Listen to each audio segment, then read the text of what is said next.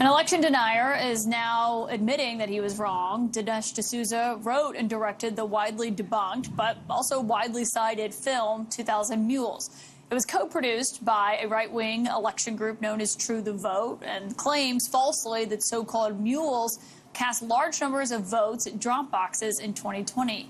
Trump and his supporters bring it up all the time when they are asked for evidence about their claims that the election was rigged, as Trump himself did at our CNN town hall. If you look at Mr. President, back to what you just said there, though, it was not a rigged election. It was not a stolen election. You and your supporters lost more than 60 court cases on the election. It's been nearly 2.5 years. Can you publicly acknowledge that you did lose the 2020 election? Let me just go on. If you look at True the Vote, they found millions of votes on camera, on government cameras, where they were stuffing ballot boxes. But now that he's facing court action, D'Souza is admitting his movie, the True the Vote that Trump was quoting there, which worked with him on this movie, was produced on the basis of inaccurate information provided to me and my team. My next source has done extensive reporting on the movie and its impact. CNN's Tony O'Sullivan is here in West Palm Beach, Florida, in the shadow of Trump's Mar-a-Lago club. I'm assuming Dinesh D'Souza is not just apologizing out of the goodness of his heart, Tony? No. So this documentary, if you want to, that's what they call it. It's a movie. It's totally full of misinformation. It actually debuted right in Mar-a-Lago here in 2022. What it claims is that it uses messed up cell phone data, also surveillance footage, to try and claim that people who are legally voting using vote drop boxes across the country, that they were in fact mules, so-called mules, people who were stuffing ballot boxes, who were trying to commit widespread voter fraud. And one individual, a man in Georgia who was in this movie, he was shown in this movie, his face was blurred, but he was eventually identified.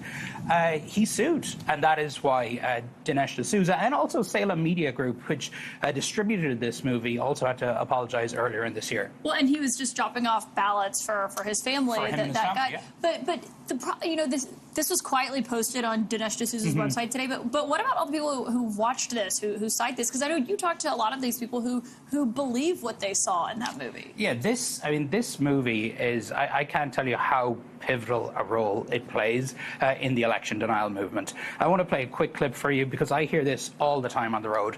Just a few weeks ago, somebody brought up the movie in a conversation we were having. Have a listen. Where will you go to get trusted results on election night? Well, so the mainstream media is one news source. That's not the only news source. We glance through different social media forums for people to post things about results. I mean, that's kind of how a lot of the cheating that was done in 2020 was exposed, right? 2000 Mules, it was very plainly, there was videos showing how it was done. And see, part of it, right, Kaylin, is that this movie it looks so slick. It looks really sophisticated. There's a very high budget. There's a lot of money behind the election denialism movement, and that's why it's really stuck. It's stuck everywhere. Trump has spoken about it. You hear it all over the place. And we saw the results of conspiracy theories about these election drop boxes. I was in Arizona in 2022, just a few months after this movie came out, where there were armed men patrolling and harassing voters using these voter drop boxes. Also, we saw a lot of it in this election cycle as well. Yeah, and people like Danny Keir, the woman you spoke to there, she may never see this statement saying, actually, it was based on faulty geolocation data, and this guy was never there, doing that. It's pretty buried on Dinesh D'Souza's website, and we should point out that he and True the Vote, the organization involved in this, also they still stand by the central claims of the documentary that there is this widespread fraud using voter boxes that has been widely debunked. Yeah, and maybe not widely seen. Tony O'Sullivan, thank you for that. So glad to have you here joining us. Thank you all so much for joining us tonight. I'll be back here in West Palm Beach tomorrow night. CNN News Night with Abby Phillip is up next.